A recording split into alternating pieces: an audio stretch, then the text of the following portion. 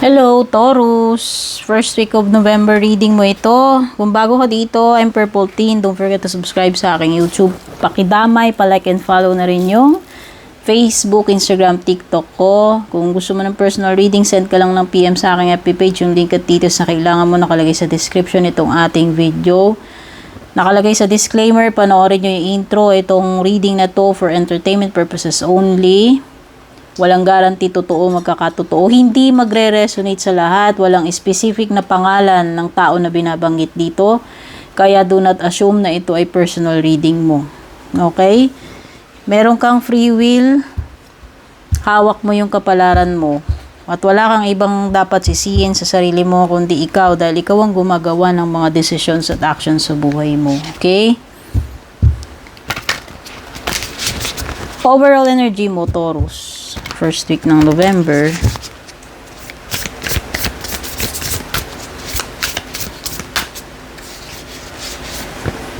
Infinite abundance. Ay, ganda naman. Umuulan daw ng abundance sa buhay mo. First week ng November. Taurus. So, mafe-feel mo yan. Sana. Possible outcome. O, diba? May kasaganan. May mga grasya. You can overcome anything. Sobrang ganda pati ang outcome mo. Ending, first week ng November mo, kung ano man ang kaharapin mo, lalabas kang victorious. Ma-overcome mo kahit mahirap. Diba? Ikaw pa rin ang panalo, bottom line. No? Wagi ka pa rin dito, Taurus. Parehong panalo diba? Infinite abundance, overcoming obstacles. So, diba, ikaw na nanalo, Taurus. Ikaw na. Ikaw na gifted. Ikaw na blessed. O, diba? Ano pa?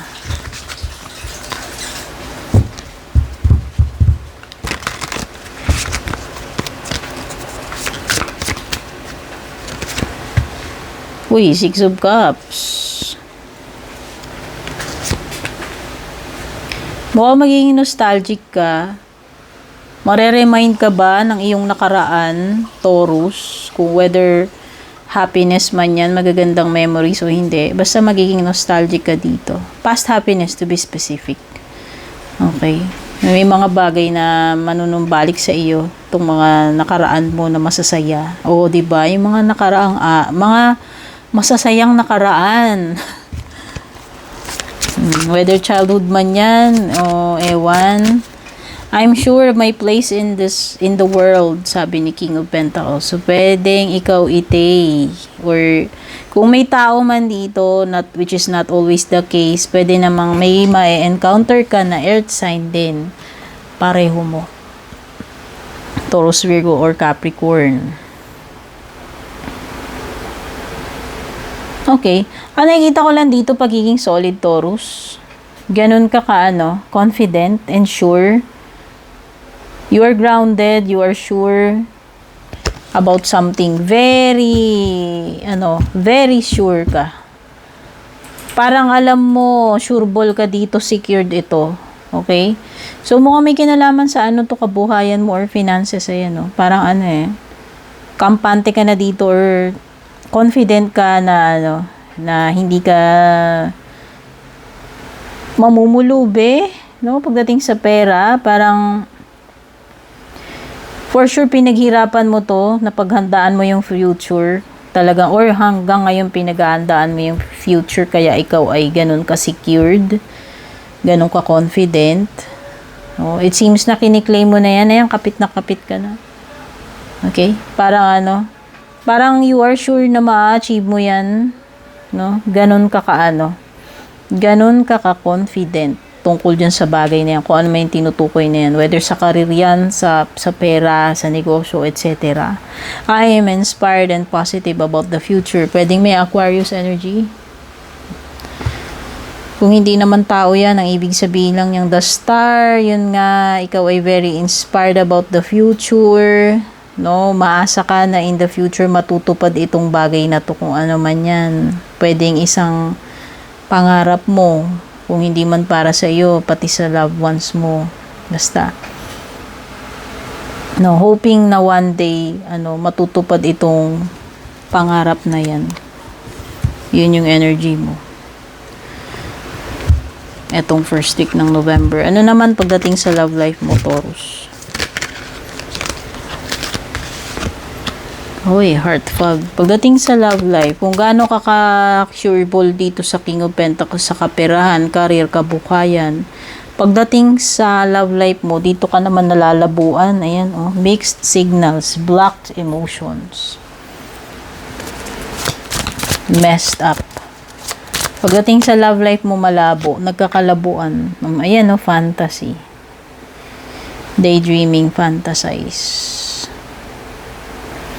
Pwedeng pwedeng nagpo-fantasize lang, wala namang solid na foundation talaga or pinangahawakan dito sa connection ninyo. So, kumbaga, lang to, para ka lang nagde-daydream mo kung ikaw man yan yung person. Wala talagang solid na commitment. Alam mo yun, magulo, walang kalinawan, walang assurance itong connection ninyo. Pwedeng yung iba dyan, nag-i-imagine lang na wala naman talagang kayo, pero para sa kanya, feeling niya meron, no? Whether ikaw man yan o yung person mo na nag-iilusyon. O diba, this is something shallow. Hindi mo pwedeng i-bet yung sarili mo dito, Taurus. Ito ay something na walang kwenta. Hollow, empty, shallow, mababaw. Gaya nga ng sinabi ko kanina, walang solid na foundation, walang pinangahawakan, pwedeng illusions lang, pwedeng fantasy, hindi talaga totoo, hindi real itong connection ninyo. Okay? Hindi ko na-elaborate masakit pero yun yung nakikita ko dyan. Closing message, advice for you, Taurus. First week ng November. Hope.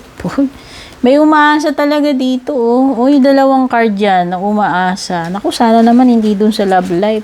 Kasi nga wala kang aasahan dito kung ikaw yan, Sabi ko nga sa iyo, yan? Something na mababaw.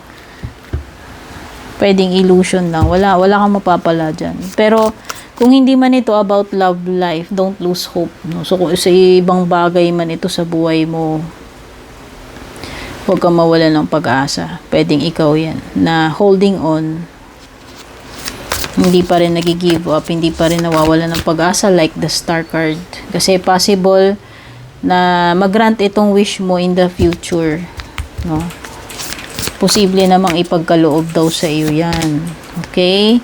Time to let go about something in your life. Itong first week ng November. Taurus. Keep that in mind. Ito, kung ano man yung tinutukoy ni Groundhog Spirit, ito yung bagay na dapat mo nang i-let go. Tao man yan, bagay, sitwasyon. First week ng November, you should let go. Okay, Taurus, don't forget to like and share. Don't forget to subscribe. Take care. Kita-kits sa next reading.